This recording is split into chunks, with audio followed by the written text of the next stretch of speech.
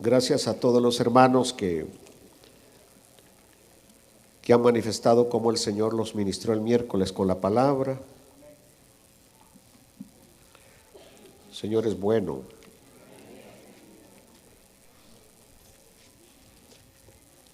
De Daniel capítulo 2, versículo 36.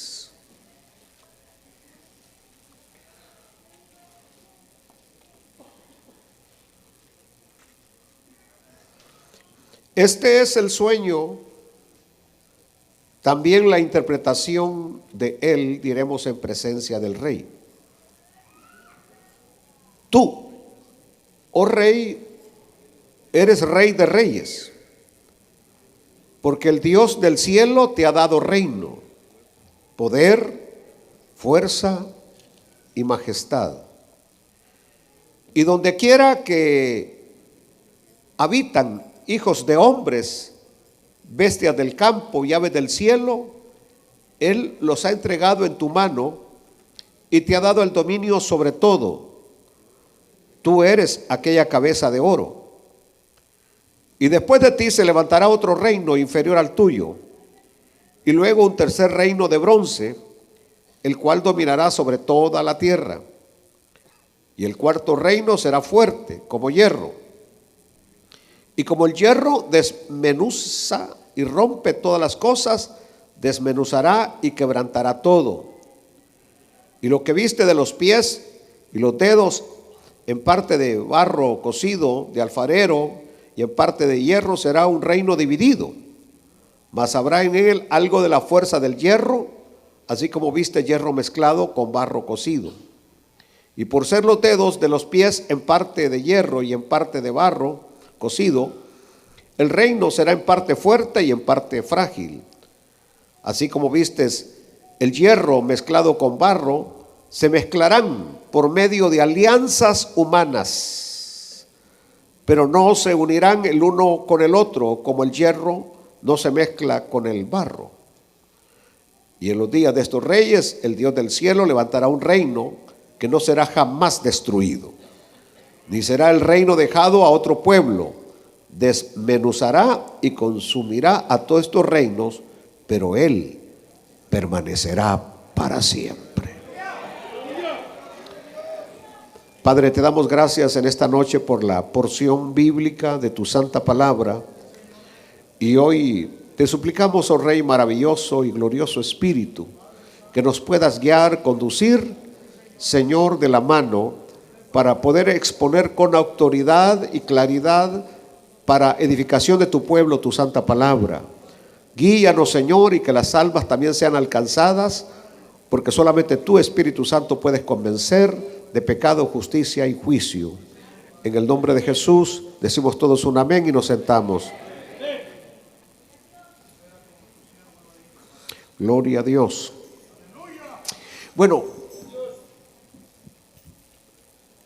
una de las cosas que tenemos que entender,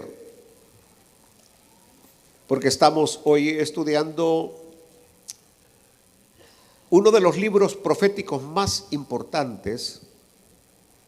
De hecho, se dice que Daniel y Apocalipsis son los dos libros proféticos más importantes. No estamos poniendo de menos los otros libros proféticos, pero en Daniel y Apocalipsis tenemos prácticamente la historia final de los pueblos. Una de las claves para poder entender profecía es saber que todo gira alrededor de una nación, y esta nación se llama Israel. Si no entendemos esto, nosotros terminamos aplicando mal la profecía, porque todo gira alrededor de Israel. Ahora Daniel pasa a dar al rey la interpretación de su sueño, Y escuchen bien, resumiendo, podríamos decir que la enorme estatua de Nabucodonosor, esa estatua que él había visto en sus sueños y que estaba compuesta de diversos metales, representa a los gobiernos mundiales. que de un modo u otro habrían de influir en los asuntos del pueblo de Israel. Es decir, todos estos reinos, Babilonia, Medo-Persa, griego, romano y todos los reinos, ahorita todo gira alrededor de Israel. A todo gira alrededor de Israel. La relación con Israel es vital. Es vital para saber por dónde es el rumbo que lleva un reino. Por dónde lleva, cuál es el rumbo que lleva ese reino. Hace unos años o un año y algo yo prediqué un mensaje sobre que hay una línea vertical y una línea horizontal. La línea vertical nos conduce hacia Dios y por eso todo aquel pueblo, aquella nación, aquel reino que apoya a Israel, de alguna manera está reconociendo que Israel es el pueblo de Dios, que Dios tiene un pueblo y ese pueblo se llama Israel. Y que todo aquel que se opone a Israel está en la línea horizontal, contraria a Israel. Ahora bien, pudiéramos decir entonces que alguien pudiera decirme, pastor, ¿y por qué no se representó a cada reino con una imagen diferente, particular? ¿Por qué no se presentó en el sueño una imagen para Babilonia, otra para Medo-Persa, otra para Grecia y otra para Roma? Una vez más, porque la intención del Espíritu Santo al inspirar esta porción es transmitirnos la idea de que todos los reinos son antagónicos a Dios, opositores a Dios y la gran mayoría a su pueblo. Y van a ver, por ejemplo, esta nación, Estados Unidos, cómo es ambivalente. Es ambivalente porque de repente aparece un gobernante que apoya a Israel y aparece otro que es contrario a Israel. Y yo sé que aquí hay gente de ustedes que apoyan mucho al Partido Demócrata y es su elección. Yo no me voy a meter en esa elección política porque yo no vengo a predicar política. Pero es interesante notar que el Partido Demócrata casi siempre cuando llega arriba está en contra de Israel. Está en contra de las políticas de Israel y no apoya a Israel, sino que de alguna manera va en contra de algunas cosas de Israel. Pero cuando llega el partido republicano, y no estoy defendiendo al partido republicano, inmediatamente la cara de Israel es diferente. Porque Israel encuentra ahora sí un apoyo incondicional en quien está al frente del partido. Yo no estoy diciendo que esto es, que hay que apoyar al partido republicano. No estoy diciendo eso, sino que simplemente estoy diciendo hacia dónde apunta la brújula. Hacia dónde apunta la brújula. Y por eso mismo, observen ustedes lo que voy a decir hoy. Y no lo digo con tinte político porque yo no soy político, yo soy predicador del evangelio. Pero por ejemplo, hemos hoy, apenas terminó el señor Biden, el presidente Biden su periodo, y este país estaba totalmente destrozado en su economía. Estaba hecho pedazos en su economía. Llega el otro que de alguna manera apoya a Israel y ahora vemos cómo la economía de nuevo sube y sube y sube y sube.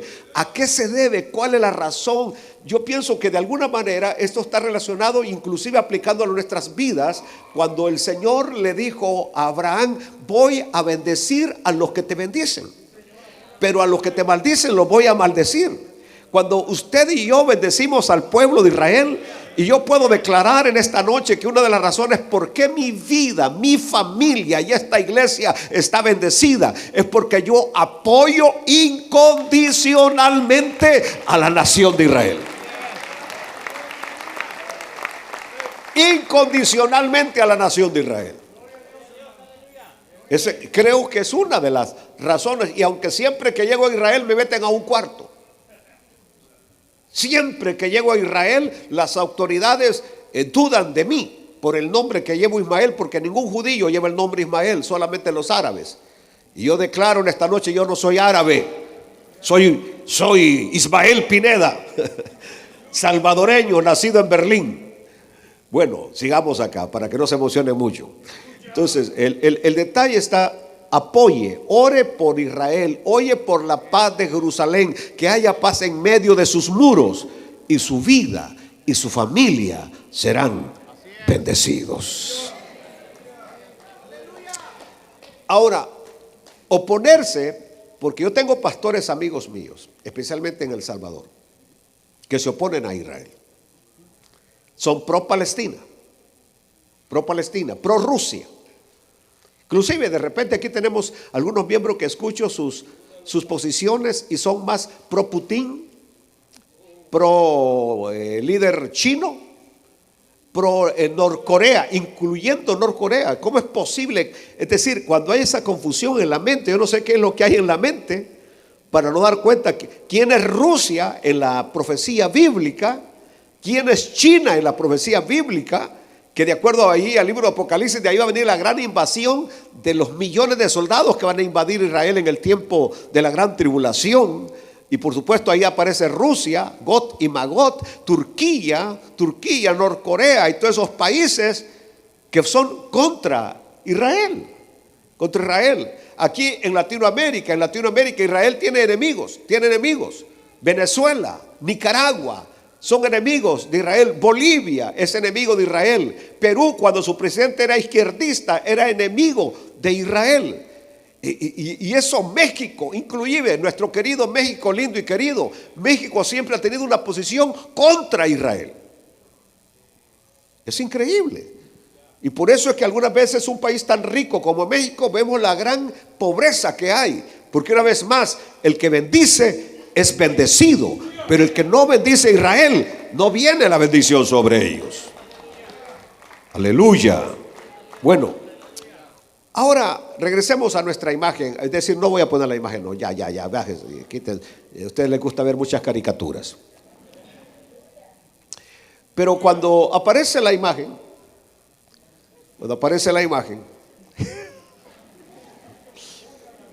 que la pongan, vaya pues. Cuando aparece la imagen, vean ustedes cómo los metales van descendiendo de calidad. Por ejemplo, en las partes inferiores de la imagen ya encontramos que es hasta barro cocido. O sea, de teloro desciende a barro cocido. Y esto indica que los reinos más poderosos son los que están arriba. Y luego eso viene decayendo. Y en este sentido podemos llegar nosotros y tomar muy en cuenta que no es la extensión de un reino que lo hace más poderoso. Porque, por ejemplo, ¿saben ustedes que el reino que tuvo la mayor extensión de tierra, que conquistó la mayor extensión de tierra, fue Grecia? Alejandro Magno, el gran Alejandro Magno, discípulo de Aristóteles, él fue el que conquistó el territorio más amplio, más extenso. Que todos sabemos que Alejandro Magno, Alejandro el Grande, muere a la edad de 33 años en el noroeste de la India, y que una de las cosas por las cuales había entrado en una depresión es porque ya no había nada que conquistar. Es decir, había conquistado todo, había conquistado Egipto, había conquistado Alejandría, había conquistado Medo-Persa, había conquistado Babilonia, había conquistado Asiria. E Israel no se diga, por ahí pasó como Juan por su casa, conquistando, derrotando.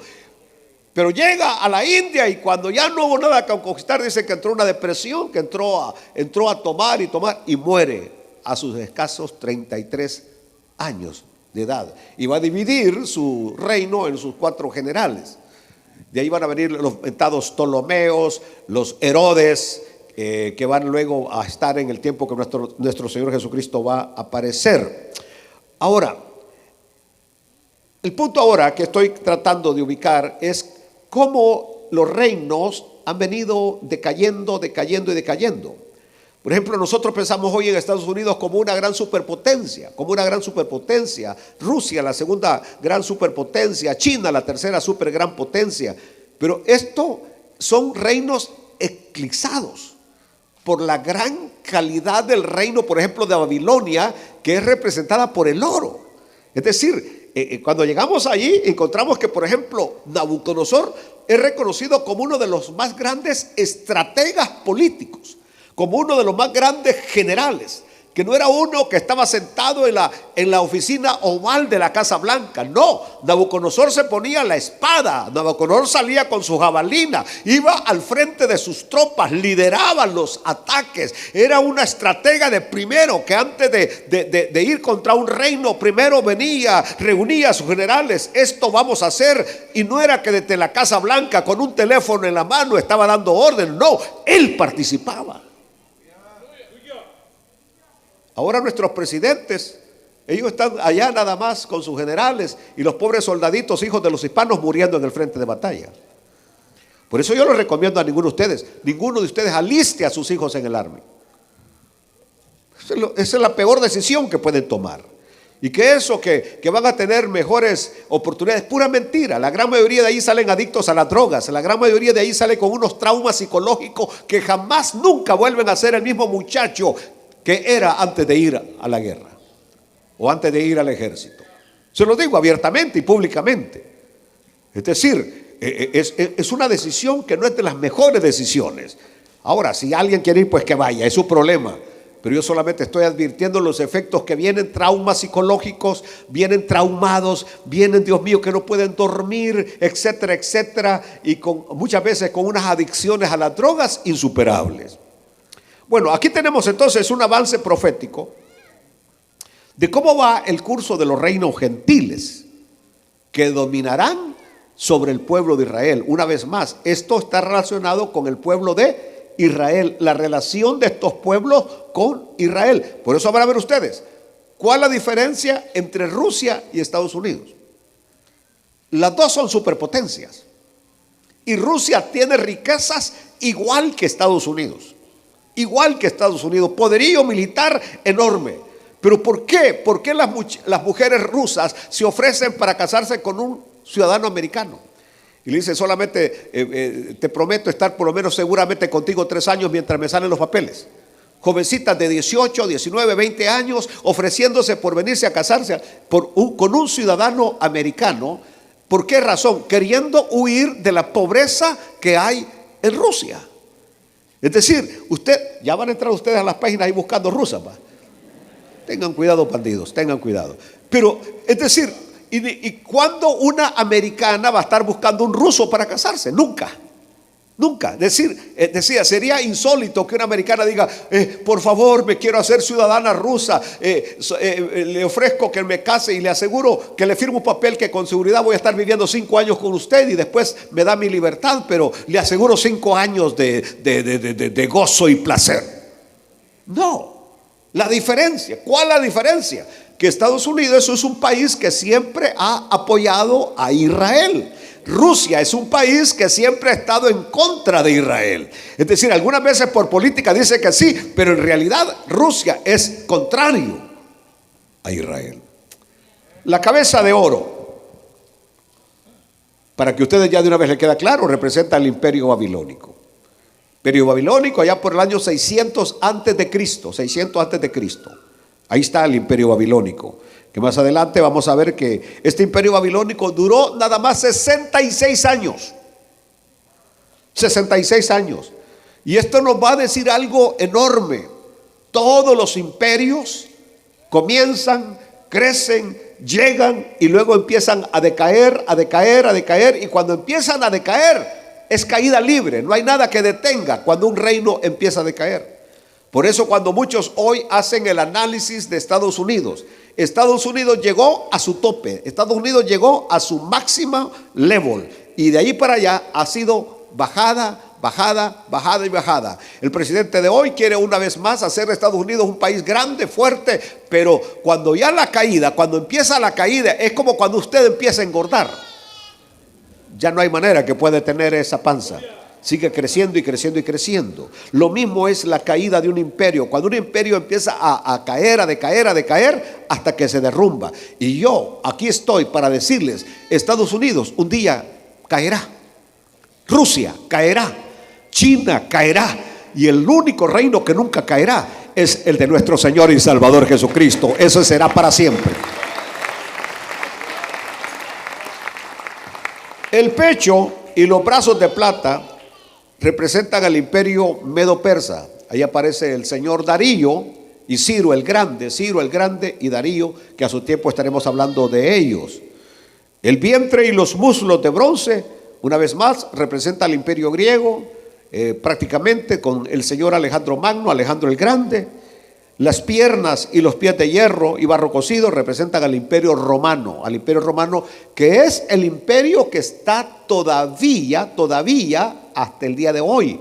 Porque luego la palabra de esta noche nos habló de alianzas. Por ejemplo, aquí tenemos la OTAN, que el G12, que el G no sé 20, que no sé qué, que un montón de asociaciones que hacen las naciones para mantenerse, pero prácticamente es el barro mezclado con hierro, el barro mezclado con hierro. Por ejemplo, vean ustedes ahorita cómo esta situación de Estados Unidos con Canadá se está resquebrajando. Canadá con Estados Unidos siempre han sido uña y carne, con Inglaterra uña y carne, es decir, ha habido un apoyo incondicional, pero ahora eso se ve que se está resquebrajando terriblemente, porque es decir, todo apunta a que la palabra, queramos o no queramos, se tiene que cumplir al pie de la letra. Le dice Daniel a Nabucodonosor: tú, oh rey, aquí entramos, tú, oh rey, eres rey de reyes, porque el Dios del cielo te ha dado reino, poder, fuerza y majestad. Oiga bien las palabras que Daniel le está declarando. Es decir, si tú crees que es por ti mismo, por tus capacidades, por tus habilidades, por tu valentía, te equivocas. Eres rey de reyes, eres supremo rey de este reino, porque Dios así lo ha permitido. Y esas palabras tienen que calar dentro de nosotros. Donde estamos y como estamos no se debe a nosotros mismos, se debe al Dios maravilloso que nos da de su gracia.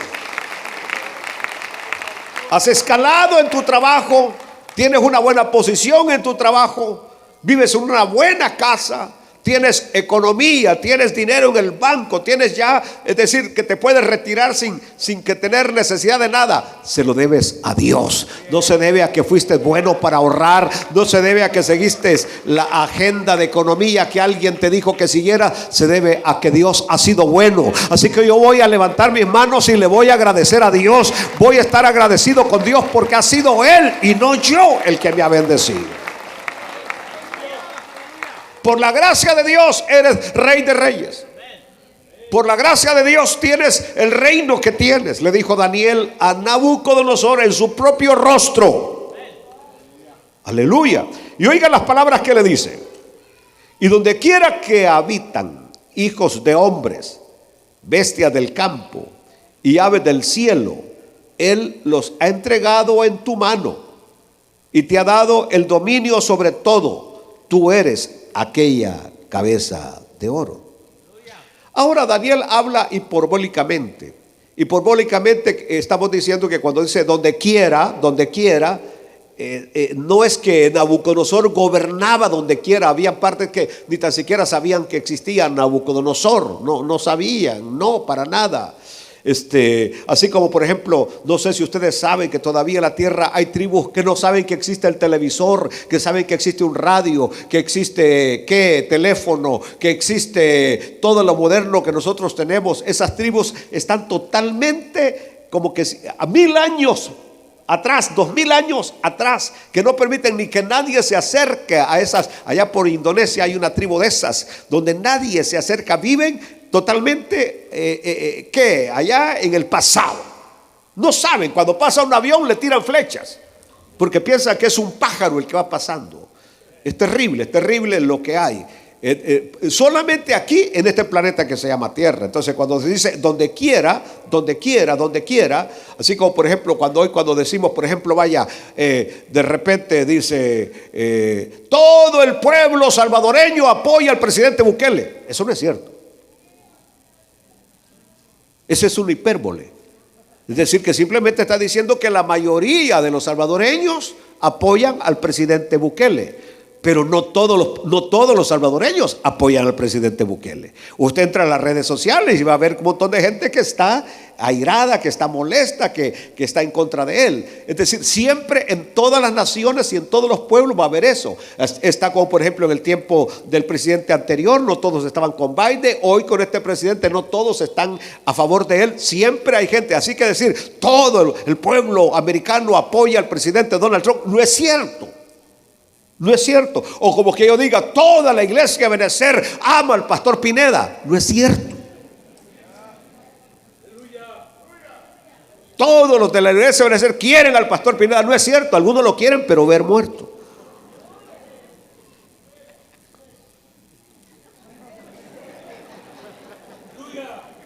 No tiene temor que le caiga un rayo en seco.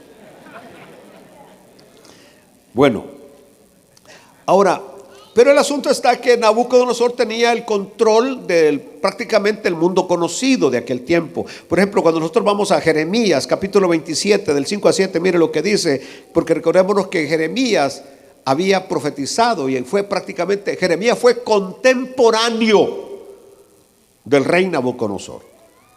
Jeremías habló a Israel de lo que venía por parte de este rey Nabucodonosor. Yo hice la tierra, el hombre y las bestias que están sobre la faz de la tierra, con mi gran poder y con mi brazo extendido, y la di a quien yo quise.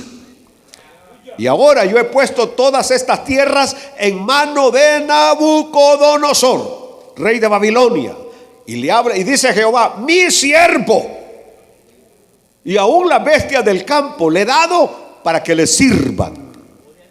Y todas las naciones le servirán a él, a su hijo, y viene la profecía preciosa, y al hijo de su hijo, hasta que venga también el tiempo de su misma tierra, y la reduzcan a servidumbre muchas naciones grandes y reyes.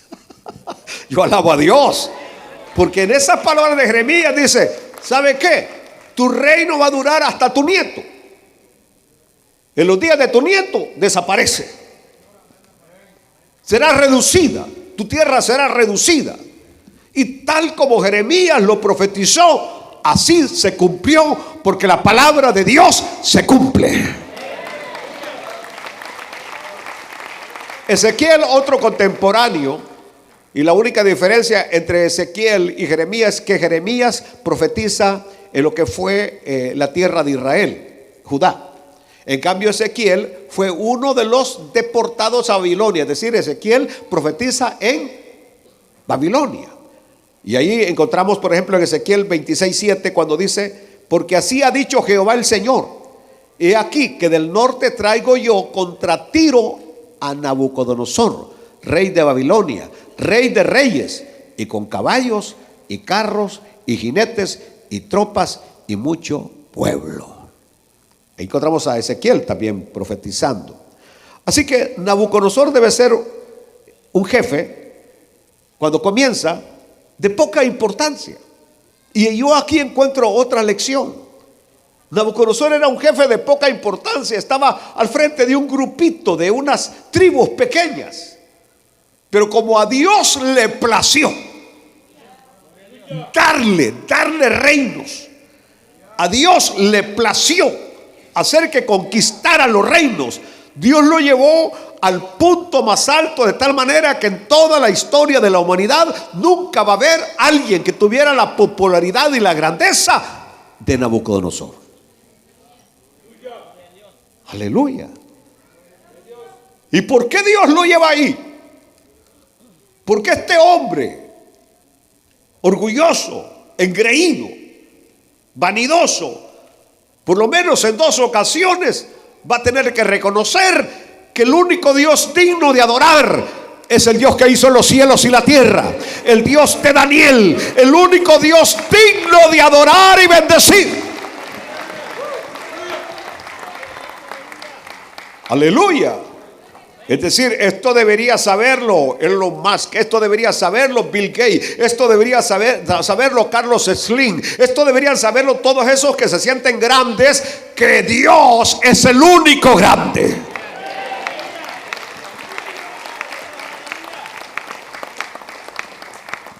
Aleluya. Así que ahora él controlaba el mundo conocido.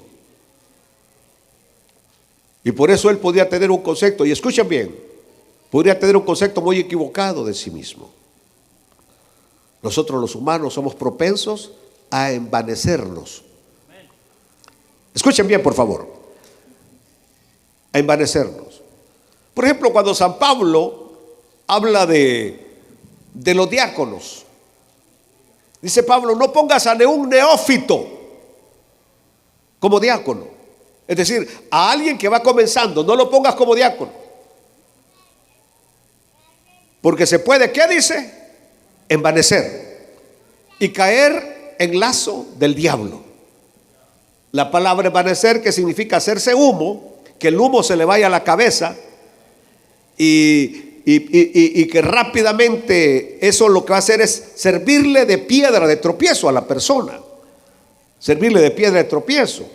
Entonces yo, por ejemplo, soy de los que considero que para retener a alguien, darle ministerio a alguien para retenerlo en una iglesia, eso no es correcto.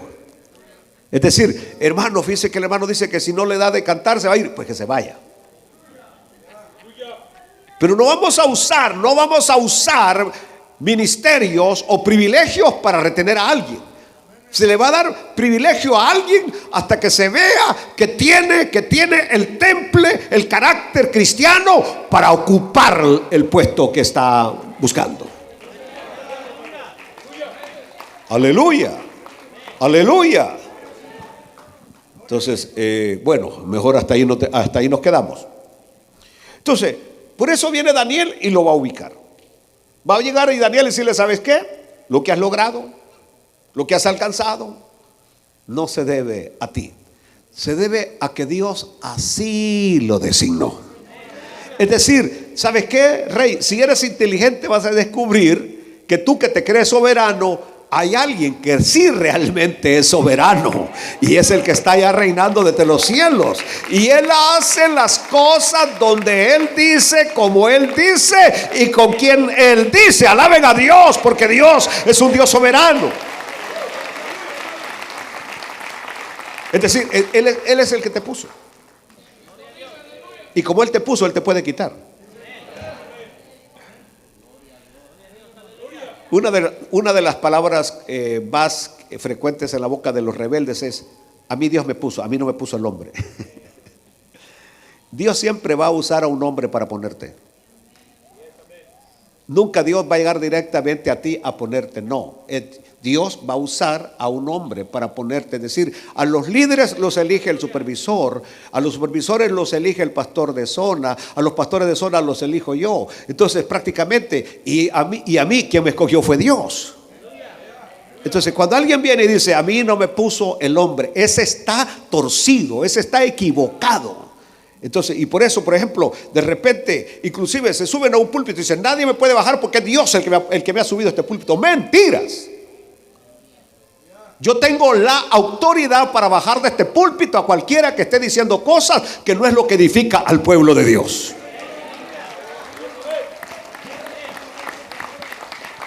¿Lo entendieron?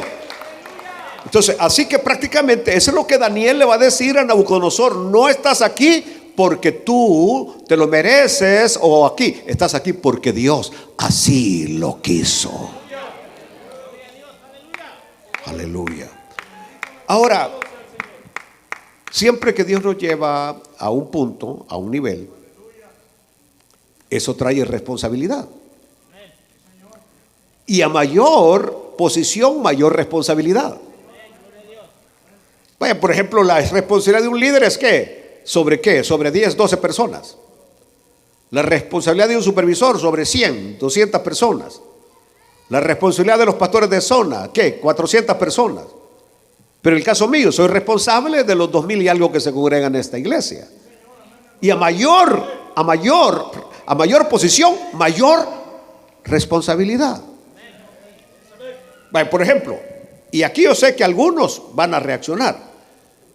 Pero le dice Daniel al rey Nabucodonosor: Dios te ha puesto sobre hombres, sobre las bestias del campo, sobre las aves del cielo. Es decir, tú eres responsable. Tú eres responsable de que los ríos no se contaminen. Tú eres el responsable que los bosques verdes no desaparezcan. Tú eres el responsable que las ballenas no mueran.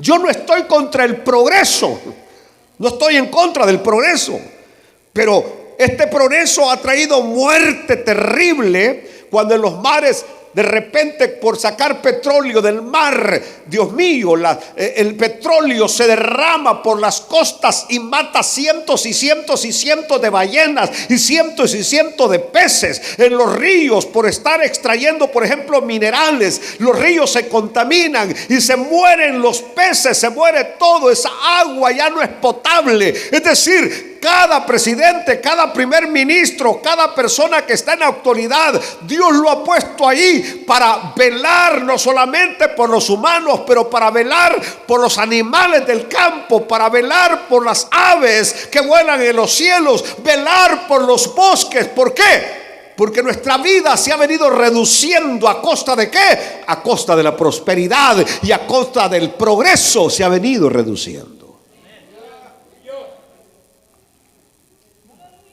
Yo soy de un pueblo que se llama Berlín. Y ya tienen un hermano también que es berlinés igual que yo, Mano Castro.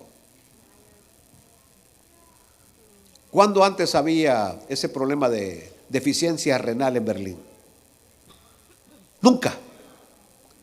Nunca había eso de deficiencia. Yo me crecí ahí y yo no, en mi pueblo no sabíamos lo que era cáncer, lo que era deficiencia renal. Pero llegaron unos franceses a extraer energía térmica, geotérmica. Y yo estaba todavía en Berlín cuando ellos hicieron esos pozos que brotó de la tierra, aquellas grandes llamaradas de agua caliente y con azufre y todo aquello que quemó todos los cafetales alrededor.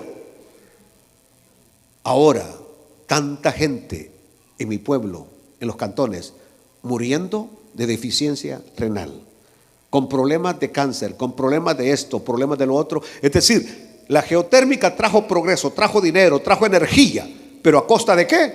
De la salud de los berlineses. Y esto, insisto, esto no tiene que ver, esto no es política, esto simplemente estoy diciendo que cada uno de nosotros, si estamos arriba, somos responsables. Dios nos pone arriba para ser responsables. Aleluya. Aleluya. Hace poco estaba viendo un video de México, de una ciudad que tuvo 33,000 habitantes. Era una zona minera. Hoy la ciudad está totalmente fantasma, pueblo fantasma. 33,000 habitantes y ahora un pueblo fantasma que ahí usted va y agarra una casa de esas y vive. Pero en unos pocos años usted va a morir, porque todo quedó contaminado por el cianuro, por el arsénico que usaron para explotar las minas de plata allí en México. Es decir, destruyeron a kilómetros a la redonda, contaminaron la tierra para explotar una mina de plata. Entonces, esa es la situación. Entonces, yo pienso que cada gobierno debe velar más por su gente, por el bien de su gente, que por intereses económicos. Cuando el pueblo pone a Dios en primer lugar, un pueblo no va a depender ni de oro ni de plata, va a depender de un Dios de los cielos que va a dar su lluvia a su tiempo, y va a haber progreso y va a haber prosperidad, porque el que bendice es Dios.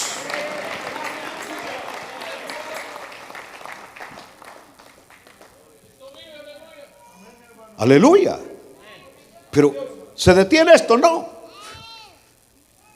La explotación en los mares del petróleo, Alaska, la gran situación de ir a Groenlandia, el pleito de Ucrania, no sabíamos cuál era en realidad, qué es lo que hay en Ucrania. Hay minerales que no hay en ninguna parte de la tierra.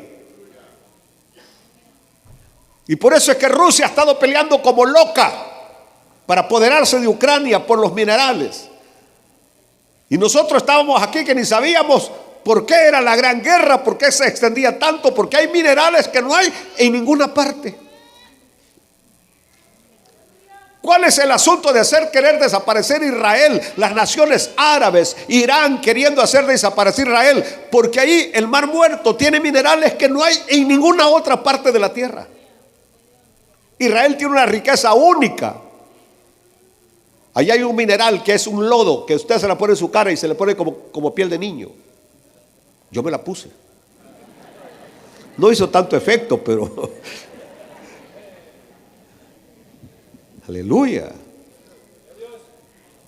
Entonces, yo no estoy tirándole indirecta a nadie, simplemente estoy diciendo que si usted está arriba como presidente, como magistrado, como lo que sea, su deber es velar por el bien y la salud de aquel pueblo que Dios ha puesto para que usted esté al frente liderándolo.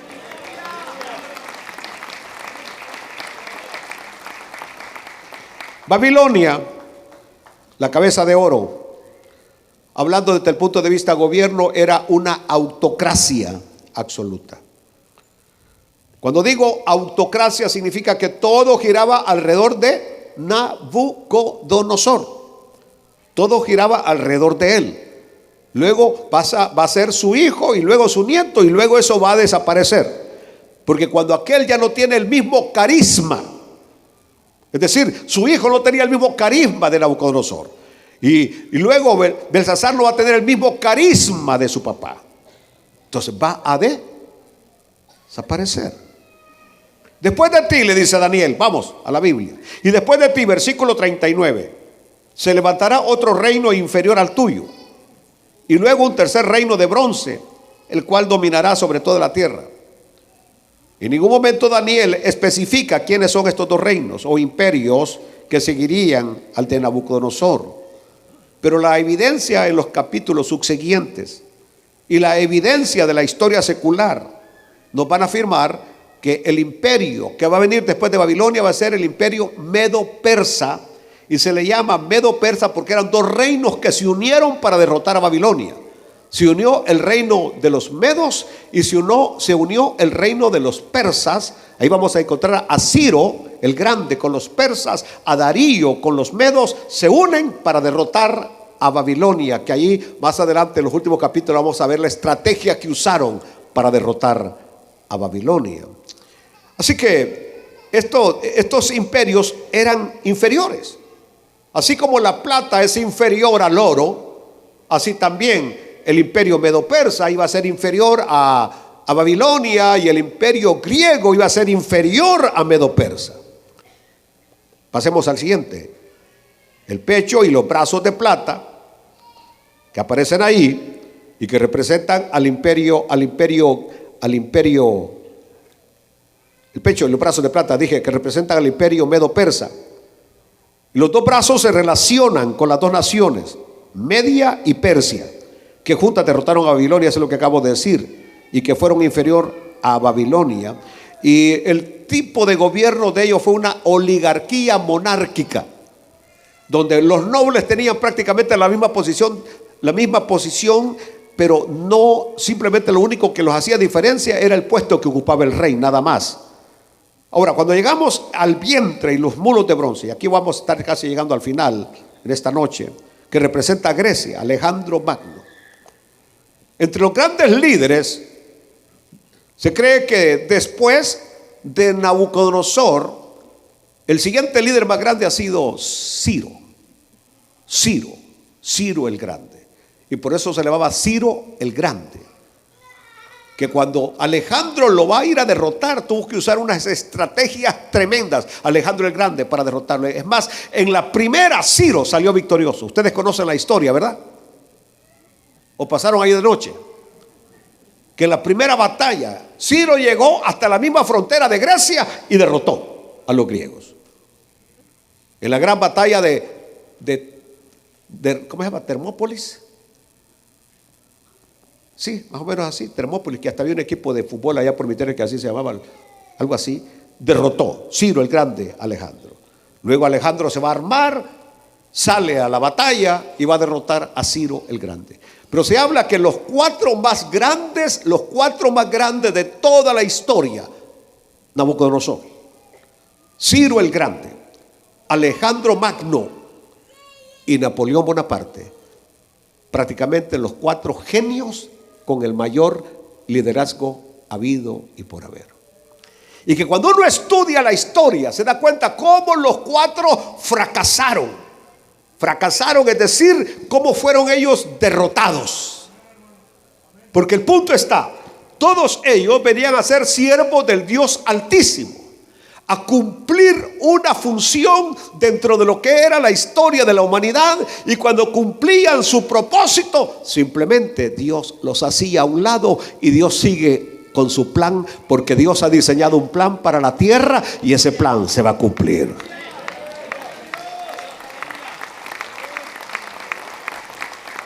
Dentro de esa perspectiva, por ejemplo, yo no dudo de que Dios nos ha puesto en esta nación a nosotros. Y nos ha puesto en esta ciudad. Específicamente, ¿cómo llegamos?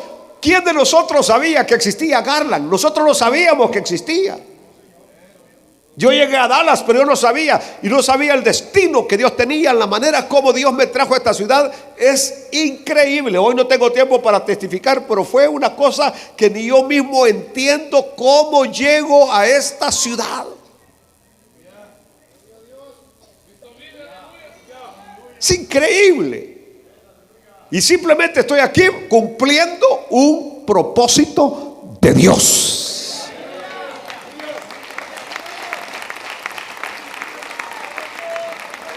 Y usted aquí está cumpliendo un propósito de Dios. Quiera o no, estamos haciendo parte de la historia cristiana, porque nosotros nos vamos a ir de esta tierra, pero siempre se va a escuchar de una iglesia que la gente pasa y dice: ¿qué es lo que hay allí? Que ese parqueo está a reventar, que tienen que buscar el parqueo de las calles y tienen que buscar el motel y tienen que irse al dar, y otros carros que vienen y se van porque como quieren parquearse enfrente de la iglesia, ¿va?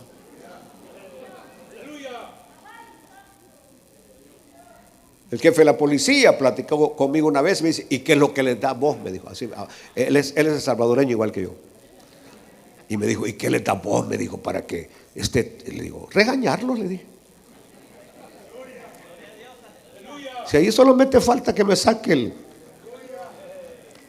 digo, y agarrarlos, le digo, a los que se portan mal, porque algunos no, algunos merecen tamales y café. Pero no, le dije, simplemente les predico la verdad. Es todo lo que hago, les predico la verdad. Y que no me importa quién se ofenda, ni quién se dañe, y ni que le estén pegando al que tiene que la par, que le digan: por ti lo dice. No me importa.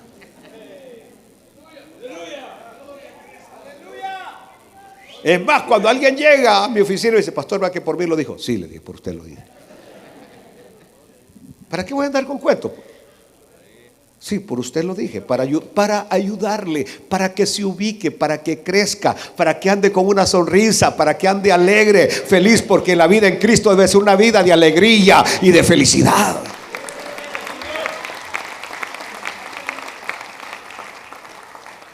En el año 334 y 330 fue que Alejandro derrotó a los medos persas. Y un dato más que deben de tener es que el maestro Aristóteles fue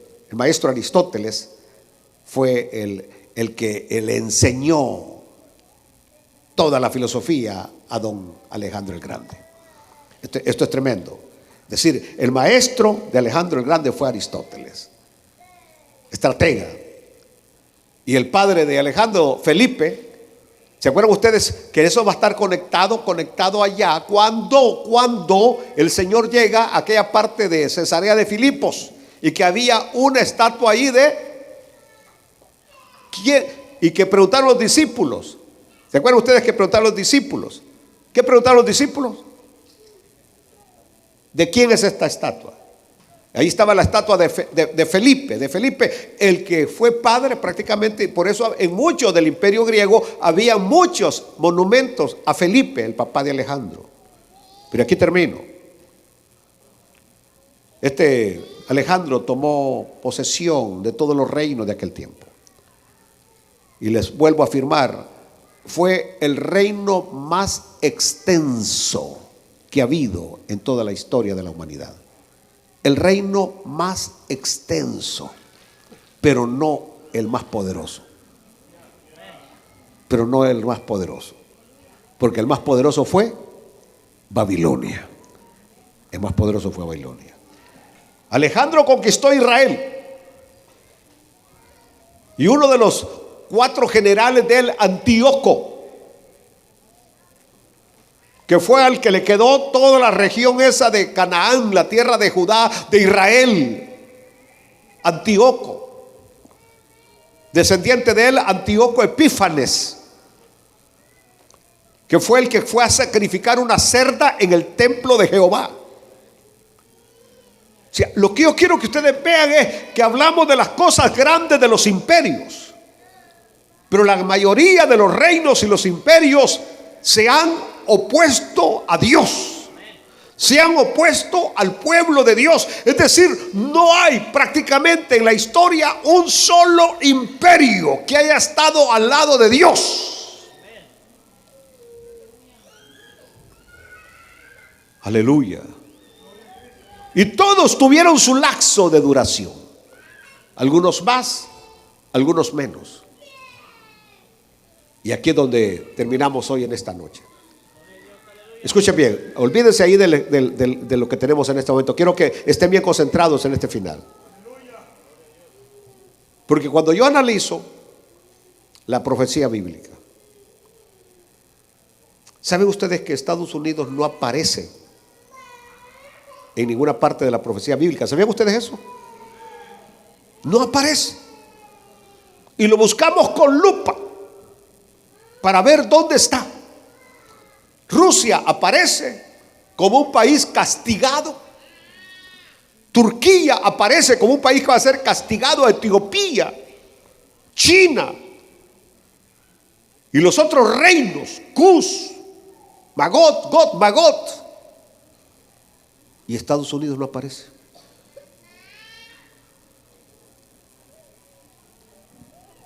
Allá al fondo me atrevo a decir que Estados Unidos, aunque va a decaer, no va a ser un final, ¿cómo podemos llamarle? Destructivo, como un castigo de parte de Dios. Y aunque han habido evangelistas como Billy Graham, dice que si Dios no castiga a Estados Unidos, va a tener que pedirle perdón a Sodoma y Gomorra, porque la impiedad y el pecado, y aquí es donde voy a terminar, porque antes de que un reino desaparezca, lo primero que la visita, el antecedente pues, es una inmoralidad sin precedentes. Y nosotros, como estamos en una burbuja que se llama iglesia, no nos damos cuenta. Pero mientras hoy nosotros adoramos al Rey de Reyes y Señor de Señores, nosotros estamos en un lugar, Dallas, que es considerada una sinagoga de Satanás. Inclusive en esta ciudad de Dallas está uno de los templos satánicos más poderosos. Una iglesia contraria a los principios bíblicos, la iglesia metropolitana, que ahí para pertenecer usted tiene que ser una persona del movimiento homosexual para pertenecer a esa iglesia. Es decir, estamos hablando de ir contra Dios, contra la palabra, porque solamente nos regimos por un libro, por un código, y este código se llama la Santa Biblia, la palabra de Dios. Es decir, a nosotros no nos interesa lo que la Corte Suprema de los Estados Unidos diga, o lo que un juez diga, o lo que un partido político diga. No, nosotros nos regimos por este libro negro, obsoleto, viejo, pero que sigue siendo la palabra viva, la palabra de Dios. Aleluya. ¿Cuál va a ser el final? Dios lo sabe. Pero creo que una de las cosas por las cuales Dios extiende su misericordia hacia este país es porque, quiera o no, la iglesia evangélica es la sal de la tierra y la luz del mundo. Póngase de pie en esta noche. Padre, te damos gracias porque estamos entrando ya, Señor, para poder ver el desarrollo de los acontecimientos, de lo que Daniel le está interpretando este sueño a Nabucodonosor, Señor. lo cual nos va a llevar hasta el nacimiento del Mesías. Que luego, como el tiempo va a ser interrumpido, Señor, para que se cumpla la 7ª semana. Vamos a aprender los anales de la historia. Nos vamos a dar cuenta en qué tiempo estamos viviendo. Y eso nos va a llevar a buscar más del rostro del Señor, a buscar más de su presencia, a estar más tomados de la mano de Dios, porque la eternidad está a la vuelta de la esquina.